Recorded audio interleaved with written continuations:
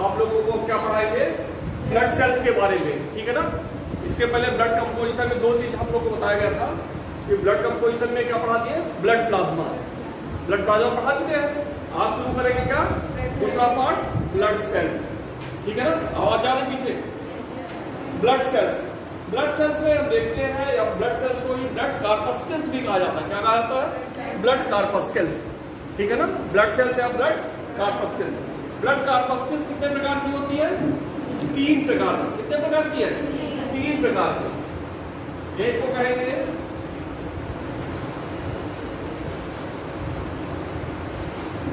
Erythrocytes, या इसी को क्या कहेंगे, आरबीसीज, या दूसरा क्या कहेंगे, ल्यूकोसाइट्स, ठीक है, या इसको क्या कहेंगे, डब्ल्यूबीसीज लिखते हैं। और तीसरा क्या होगा, थ्रोम्बोसाइट्स।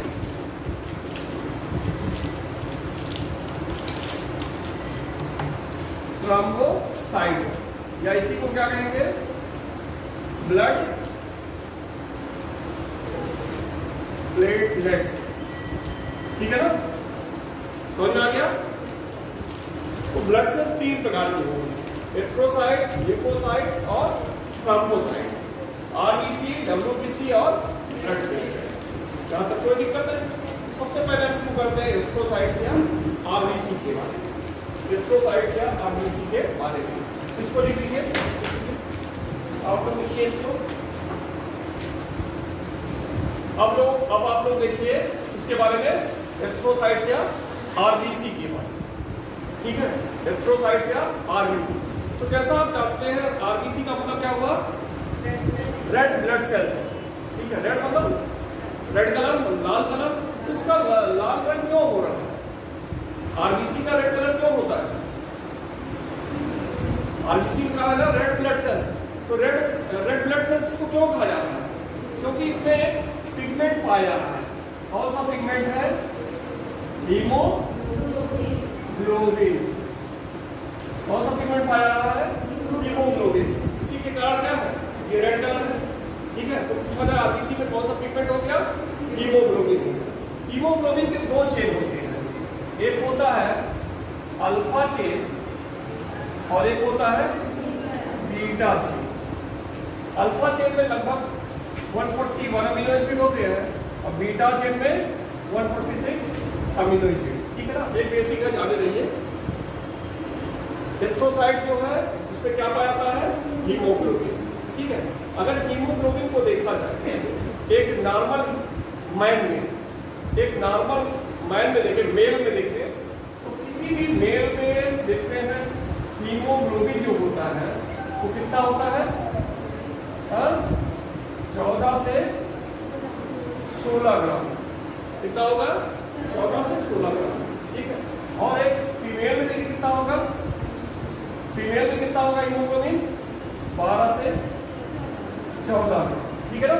12 से 14 ग्राम। इसमें कितना होगा, 14 से 16। कोई दिक्कत नहीं। अगर हम एरिथ्रोसाइट्स या आरबीसी के शेप को देखें, इसको देखें शेप को, तो जनरली देखते हैं आरबीसी जो होता है वो क्या होता है, क्या होगा, नॉन न्यूक्लिएटेड। क्या होगा, नॉन न्यूक्लिएटेड।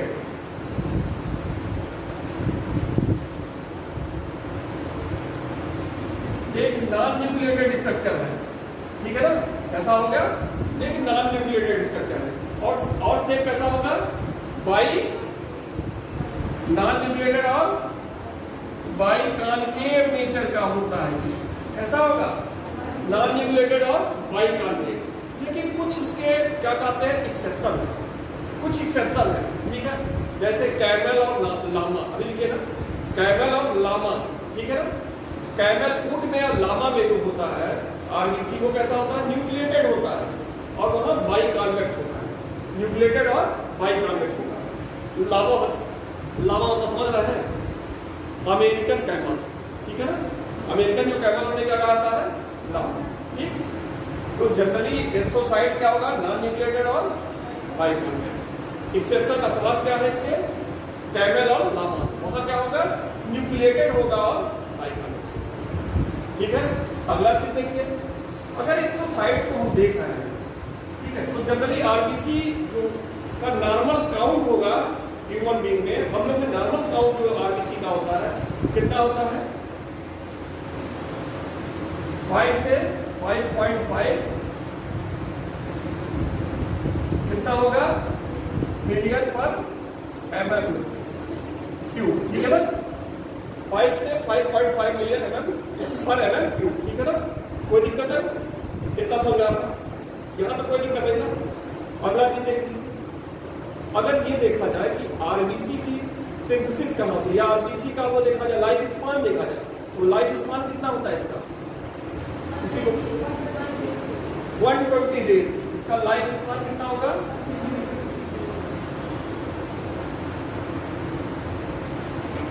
120 डेज।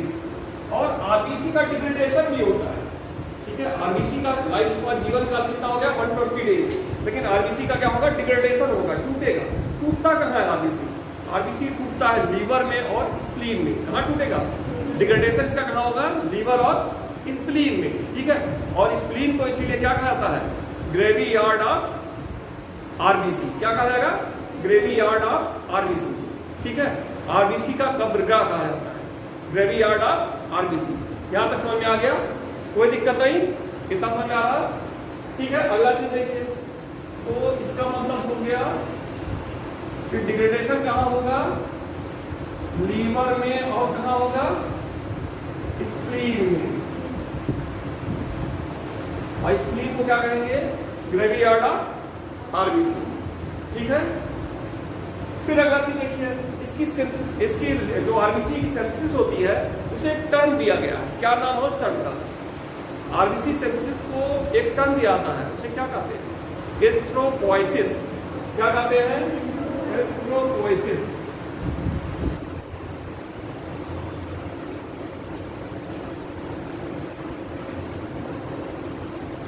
एरिथ्रोपोइसिस मतलब क्या हुआ? Synthesis of RBC. अब बात आती है जो आरबीसी की सिंथेसिस हो रही है वो किस किस ऑर्गन में हो रही है, कहां हो रही है, ठीक है। आरबीसी की सिंथेसिस कहां होगी? तो हम देखते हैं कि जो क्या कहते हैं एम्ब्रियोनिक स्टेज में, ठीक है, या प्रेगनेंसी के समय,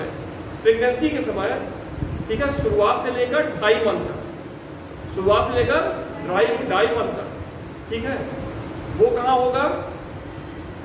शुरुआत से लेकर 2.5 मंथ तक कहां होगा? 3 भागों में है। शुरुआत से लेकर 2.5 मंथ तक, फिर 2.5 से लेकर 9 मंथ तक, और 9 मंथ के बाद है, ठीक है ना। देखिए, या इतना आप चाहे इतना जाइए, आप सीधे इतना याद रखिए कि आफ्टर बर्थ, उतना डीप नहीं जाएगा आप लोग में, इतना याद रखिए कि आफ्टर बर्थ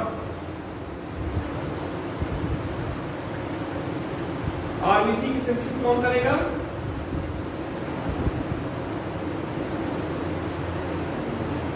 हाँ, कौन करेगा? बोन मैरो, ठीक है ना। आरबीसी सिंथेसिस कौन करेगा? बोन मैरो, ठीक है। कोई दिक्कत नहीं ना? कितना समझ में आ रहा? कितना समझ में आया? अगर यहां से देखो, अगर आरबीसी को शुरुआत से देखो, आरबीसी क्या है? आरबीसी एक रेड ब्लड सेल्स है। क्यों रेड ब्लड सेल्स है? क्योंकि इसमें हीमोग्लोबिन पाया जाता है। हीमोग्लोबिन जो होता है वो कितने चेन का बना होता है? 2 चेन का, अल्फा चेन और बीटा चेन। अल्फा चेन और बीटा चेन।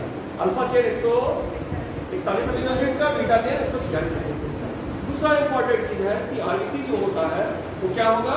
शेप अगर देखा जाए कैसा होगा? उसका शेप कैसा होगा?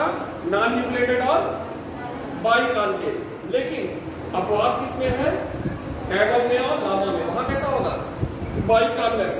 वहां कैसा होगा? बाइकॉन्वेक्स और न्यूक्लिएटेड होगा, ठीक है। अगर नंबर देखा जाए तो एक नॉर्मल मनुष्य में कितना आरबीसी पाए जाते हैं? टोटल काउंट कितना होता है? 5 से 5.5 मिलियन पर mm, ठीक है, ठीक है ना। अगला चीज, अगर हीमोग्लोबिन का अमाउंट देखें कितना है? 12 से 16 ग्राम। और मैन में, और फीमेल में कितना है? फीमेल में कितना है? 12 से 14, ठीक है। अगर लाइफ स्पान देखते हैं कितना है? 120 mm। सिंथेसिस हो गई कहां कहां इसकी सिंथेसिस होती है, ठीक है। यहां तक कोई दिक्कत नहीं ना। एक शब्द यहां पे और आता है,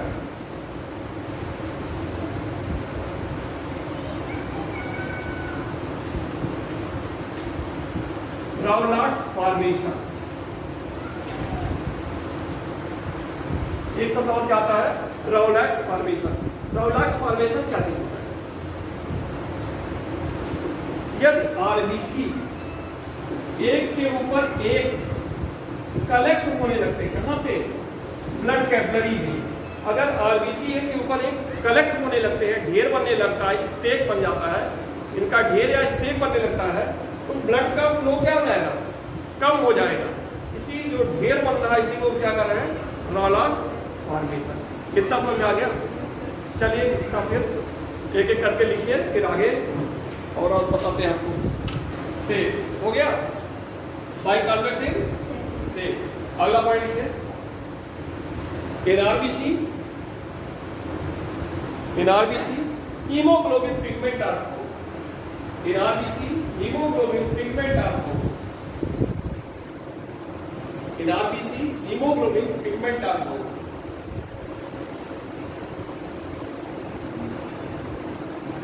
hemoglobin pigment are found।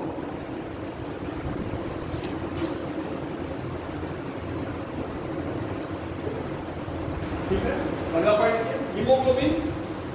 Haemoglobin have two chain, haemoglobin have two chain। आप लोगों को पता लगा था आज क्लास चलेगा? हाँ, जो आप लोग का चैनल वो है ग्रुप के अलावा कहीं पता लगा था? कौन आया था क्या? तब कैसे? कहाँ से? यहाँ से। तो ग्रुप वालों ने कैसे और मैसेज कैसे आया था कि नहीं? हाँ, to chain alpha and beta. अगला पॉइंट लिखिए, alpha chain have 141 amino acid, alpha chain have 141 amino acid and beta chain have 146 amino acid, and beta chain have 146 amino acid, and beta chain have 146 amino acid। अगला point लिखिए, in a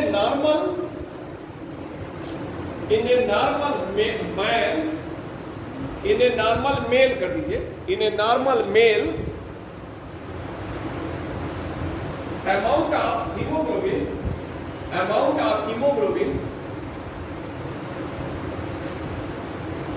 MALE है, in a normal male amount of hemoglobin is 14 to 16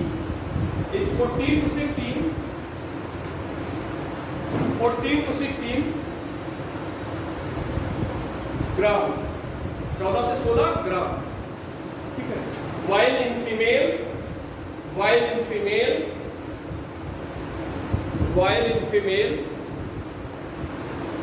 hemoglobin is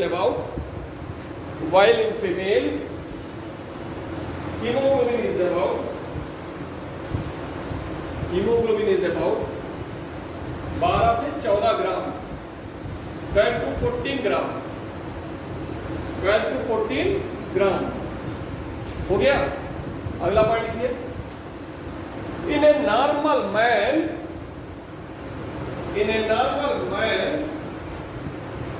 total number of RBC, in a normal man total number of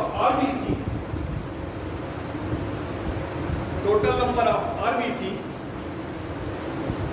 5 to 5.5 million per mm cube, 5 to 5 million per mm cube, 5 to 5 million per mm cube। ठीक है ना? अगला point करिए,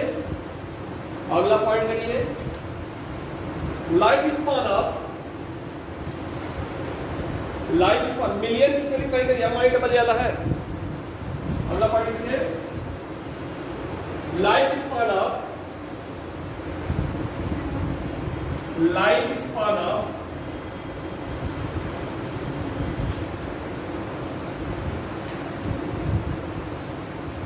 RBC, life span of RBC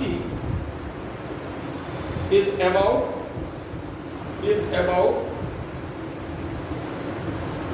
120 days, 120 days, 120 days। अगला point लिखिए, अगला point लिखिए।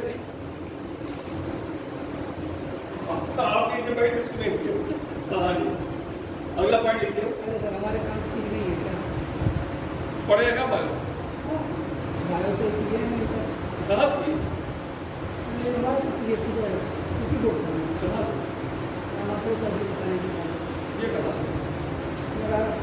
नगारा कहाँ है? अगले तो यार जनता शिक्षा निकेतन नहीं सर। चलिए अच्छा आइए, क्या लिखे हैं? लाइफ स्पैन ऑफ आरबीसी कितना हो गया? अगला पॉइंट लिखिए, degradation of RBC, degradation of RBC, degradation of RBC. यही बैठे बैठे सुनेंगे तो बहुत कुछ जान जाएंगे। Degradation of RBC occurs in liver, occurs in liver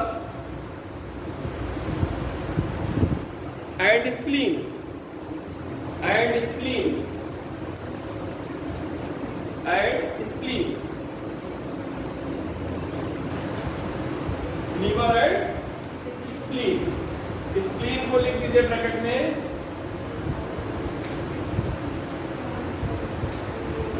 graveyard of RBC,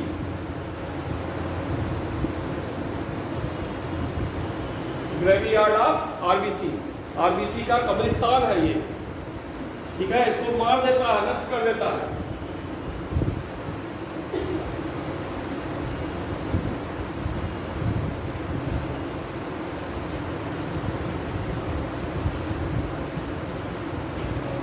देखिए रेडी कर दिया। अगला एरिथ्रोपोइसिस, एरिथ्रोपोइसिस,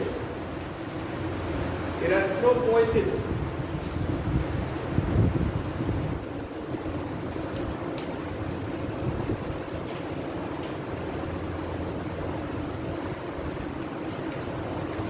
एरिथ्रोपोइसिस उसको लिखिए। Synthesis of RBC, synthesis of RBC,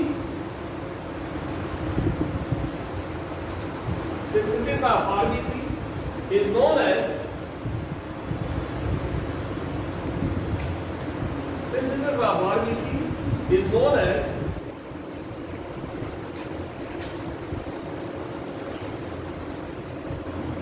synthesis of RBC known as erythropoiesis।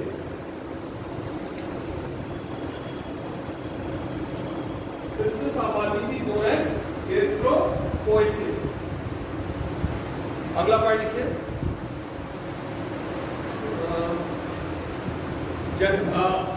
In a normal man, in a normal man synthesis of RBC, इस पे जो पढ़ा जाएगा तब बढ़ जाता है। Synthesis of in a normal man, synthesis of RBC after birth, after birth occur, after birth occur कहां होगा? After birth occur bone marrow, occurs in bone marrow. while during embryonic stage, while during embryonic stage,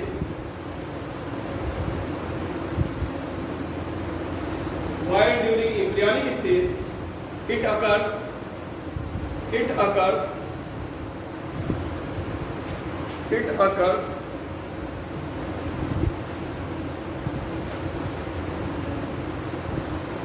in yolk sac, ये लिखा है, and liver, in yolk sac and liver, in yolk sac and liver। yolk sac क्या चीज होता है? yolk sac क्या होता है, कोई बताएगा? बताओ बेटा, जानते हो? नहीं जानते? सीबीएसई वाले बताएंगे। सीबीएसई नहीं, यूपी बोर्ड वाले बताएंगे। हम भी यूपी बोर्ड वाले हैं, सीबीएसई बोर्ड नहीं है। तो हमें नहीं पता। हाँ तो आप नहीं बताएंगे। बेटा पीछे बताओ, जानकारी है? क्यों? जानकारी है? नहीं है। चलो इधर अभी चलाइएगा नहीं, सबको एक्स्ट्रा चीज। अब इससे आइडिया लग गया होगा एम्ब्रियोनिक मेम्ब्रेन का, ठीक है? एमनियन, ओरियन और क्या है? Allantois, York side. York side nutrition provide करेगा, एलेंटोइस एक्सक्रीटरी प्रोडक्ट को इकट्ठा करेगा, वो एमनियन एम्ब्रियोटिक फ्लूइड है जिसका एम्ब्रियो का प्रोटेक्शन करेगा, और आउटर ओरियन, ठीक है, जो रिस्पायरेशन में गैसेस एक्सचेंज बंद करेगा, ओरियन, ठीक है? इसका डिटेल हम एम्ब्रियोनिक डेवलपमेंट जब पढ़ाएंगे तो हम बता देंगे, ठीक है? अभी आ जाइए आप लोग इस पे WBC ल्यूकोसाइट से WBC, ठीक है? चलिए इधर देखिए WBC जो होता है, ठीक है ना? WBC जो होगा वो क्या होगा? उसका अगर देखा जाए तो कलरलेस होगा। कैसा ये है? ब्लड सेल्स है कलरलेस। WBC की खासियत क्या है? कि कलरलेस है। दूसरा, यही एक ऐसा ब्लड सेल्स है जो न्यूक्लिएटेड होता है। कैसा होगा? न्यूक्लिएटेड, कलरलेस और न्यूक्लिएटेड। दूसरा इसका इंपॉर्टेंट चीज है, इतना समझ में आ गया? WBC जो होगा, ठीक है, वो क्या होगा? कलरलेस होगा और न्यूक्लिएटेड, ठीक है? दूसरा इंपॉर्टेंट चीज हो गया, ये अमीबॉयड नेचर का होगा। कैसा होगा? अमीबॉयड नेचर का। अमीबॉयड नेचर मतलब क्या हो गया? अमीबा जैसा, मतलब कोई स्पेसिफिक शेप नहीं होगा, कोई इसका स्पेसिफिक शेप नहीं होगा, अमीबॉयड नेचर का होगा, ठीक है ना? कैसा होगा? अमीबॉयड नेचर, ठीक है? WBC की अगर संख्या को देखा जाए तो जनरली कितना पड़ता है? हर 6000 से 8000। एक नॉर्मल मनुष्य में 6000 से 8000 WBC पाया है। WBC पाया है। अगर WBC की संख्या घट जा रही है, WBC की संख्या क्या हो रही है बेटा? इधर देखो, WBC की संख्या 6000 से घट जा रही है। नॉर्मल 6000 से 8000 पाया है। अगर 6000 से संख्या घट गई, इसको क्या कहते हैं? ल्यूकोसाइटोपीनिया। क्या कहेंगे? ल्यूकोसाइटोपीनिया। समझ में आ गया ना? एक टर्म आता है ल्यूकोसाइटोपीनिया। तो ल्यूकोसाइटोपीनिया क्या है? जब आरबीसी का नंबर घट जाए उसे क्या कहेंगे? ल्यूकोसाइटोपीनिया। सॉरी, आरबीसी नहीं, WBC का नंबर घट जाए तो क्या कहेंगे? ल्यूकोसाइटोपीनिया। और जब 8000 से ज्यादा हो जाए तब क्या कहेंगे? ल्यूकोसाइटोसिस। क्या कहेंगे? ल्यूकोसाइटोसिस। समझ में आ गया? समझ में आ गया इतना? WBC जो होता है एक ऐसा ब्लड सेल्स है जो कलरलेस होगा और न्यूक्लिएटेड होगा। कलरलेस और न्यूक्लिएटेड, ठीक है ना? कोई इसमें कलर नहीं होगा और न्यूक्लिएटेड होगा, ठीक है? आरबीसी में क्या होता है? Non nucleated. दूसरा इंपॉर्टेंट चीज है, इसका शेप कैसा होगा? अमीबॉयड। पूछा था क्वेश्चन, शेप कैसा होगा? अमीबॉयड, मतलब कोई स्पेसिफिक शेप नहीं होगा। तीसरा इंपॉर्टेंट चीज है, इनकी संख्या जनरली 6000 से 8000 की होती है। अगर ये संख्या घट गई, 6000 से कम हो रही तो ल्यूकोसाइटोपीनिया, अगर इंक्रीज हो रही तो ल्यूकोसाइटोसिस। इतना समझ में आ गया? अगर यही WBC संख्या इंक्रीज ज्यादा कर जाती है तो उसी से क्या होता है? ब्लड कैंसर होता है। उसी को क्या कहते हैं? ल्यूकीमिया। क्या कहते हैं? ल्यूकीमिया, ठीक है? अगला चीज देखिए WBC के बारे में कि WBC जो होता है, ठीक है, कभी कभी देखा गया है कोई इन्फेक्शन हो जाए। क्या हो जाए? इन्फेक्शन, तो ब्लड कैपिलरी से ये बाहर आ जाता है। WBC देखा गया अगर तुम्हारे शरीर में कोई इन्फेक्शन हो रहा है तो ब्लड कैपिलरी से ये बाहर आ जाता है, ठीक है ना? और किधर मूव कर जाता है? इन्फेक्शन की तरफ। इस प्रोसेस को कहते हैं डायापिडाइसिस। क्या कहते हैं? डायापिडाइसिस।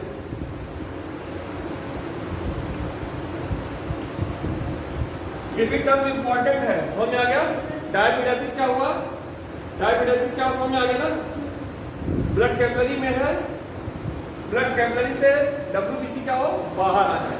क्यों बाहर आता है? जब कोई इन्फेक्शन हुआ हो, कोई पैथोजेनिक सब्सटेंस हमारे अंदर एंटर कर गया हो, तो पैथोजेनिक सब्सटेंस को क्या करेगा? किल करने के लिए आगे बढ़ेगा ना, नष्ट करने के लिए आगे जाएगा ना, फाइगोसाइटिक करने के लिए, फाइगोसाइटोसिस करने के लिए जाएगा ना, तो वो जब मूव कर जाता है WBC किसी पैथोजन की तरफ या उसके द्वारा सीक्रेट केमिकल के प्रति उसको नष्ट करने के लिए, ठीक है, तो ब्लड कैपिलरी से बाहर भी चला जाता है। इसी को क्या कहते हैं?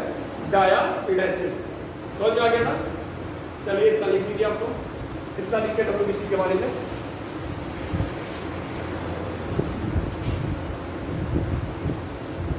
WBC के टाइप्स, ठीक है, WBC 2 टाइप्स का है। एक क्या है? ग्रैनुलोसाइट्स, और दूसरा क्या होता है? एग्रैनुलोसाइट।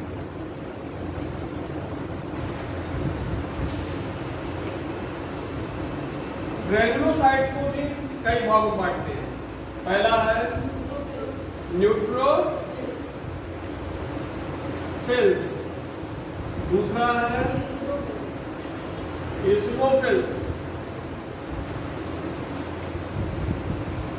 तीसरा है बेसोफिल्स, और एक ग्रैनुलोसाइट्स किसमें बांट देंगे? हाँ, किसमें?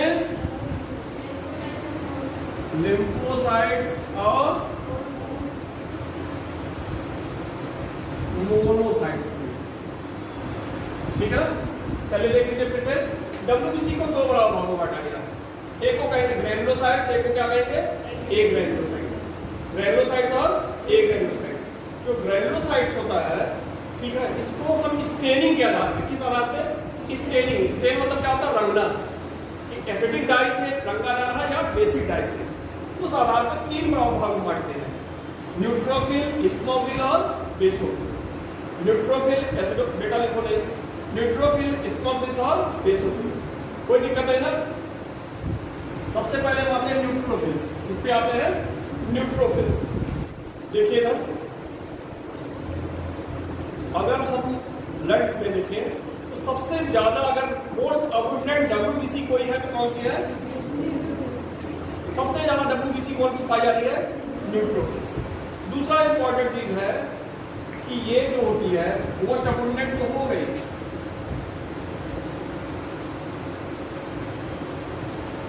दूसरा इंपॉर्टेंट चीज क्या है इसका? ये एसिडिक और बेसिक दोनों डाई से स्टेट की आती है। एसिडिक बेसिक दोनों डाई से स्टेट की आती है, ठीक है। तीसरा इंपॉर्टेंट चीज है फाइगोसाइटिक नेचर की होगी। कैसे नेचर की होगी? फाइगोसाइटोसिस। रैपिड फाइगोसाइटोसिस करती है, बहुत तेजी से फाइगोसाइटोसिस करती है। बेटा इधर देखो, न्यूट्रोफिल्स फिर से देख लो, मोस्ट अबुंडेंट WBC है, फाइगोसाइटिक नेचर की है, ठीक है, रैपिड फाइगोसाइटोसिस करती है और मल्टी न्यूक्लिएटेड होती है। अगर इसका स्ट्रक्चर देखा जाए तो कैसी होती है? मल्टी न्यूक्लिएटेड, है ना? देखिए कई न्यूक्लियस हो गए, कितने हो गए? मल्टी न्यूक्लिएटेड होती है। कितना समझ में आया था? यहाँ तक कोई दिक्कत नहीं। और जब न्यूट्रोफिल्स की डेथ होती है उससे पस सेल का निर्माण होता है। किसका निर्माण होता है? पस सेल। सुनते हो ना, कहते हो पक गया, पस निकलना। पस सेल्स का निर्माण किससे होगा? न्यूट्रोफिल्स से। कोई दिक्कत नहीं। अगला आता है, अगली WBC जो है कौन सी है? इस्नोफिल्स। कौन सी है? इस्नोफिल्स। ये एसिडिक डाई से कलर की आती है। इसका स्टेनिंग किससे होती है? एसिडिक डाई इओसिन के द्वारा। एसिडिक डाई इओसिन के द्वारा। कोई दिक्कत नहीं, समझ में आ रहा है? और ये क्या होता है?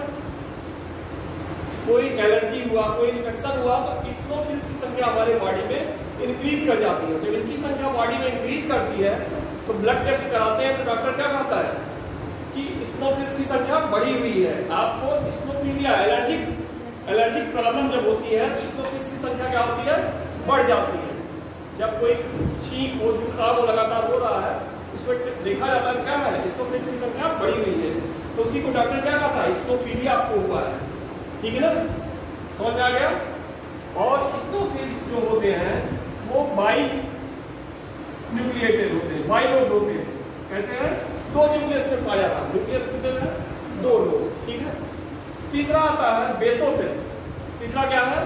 बेसोफिल्स, ठीक है। अगर हम बेसोफिल्स में देखें तो इसमें जो न्यूक्लियस होगा वो डंबल शेप होता है। कैसा होगा? डंबल शेप, ठीक है। अगला इंपॉर्टेंट चीज है, बेसोफिल्स जो होता है उस सिमिलरिटी शो करता मास्ट सेल की तरह। किसके समान? Mast cell. ठीक है, मास्ट सेल डिटेल में आएगा, आगे बताएंगे। कनेक्टिव टिश्यू में आया था मास्ट सेल, वहां पे आएगा। तो मास्ट सेल की तरह व्यवहार करता है। क्यों मास्ट सेल की तरह व्यवहार करता है? क्योंकि बेसोफिल भी हिपैरिन, हिस्टामिन, सीरोटोनिन का क्या करते हैं? सिक्रीशन करते हैं। हिपैरिन बता चुके हैं, हिस्टामिन और सीरोटोनिन तीनों का सिक्रीशन कौन कर रहे हैं? बेसोफिल्स। इसका भी हम डिटेल करेंगे। ठीक है ना, इंपॉर्टेंट है, समझ में आया ना? कितना समझ आया? चलिए लिख लीजिए।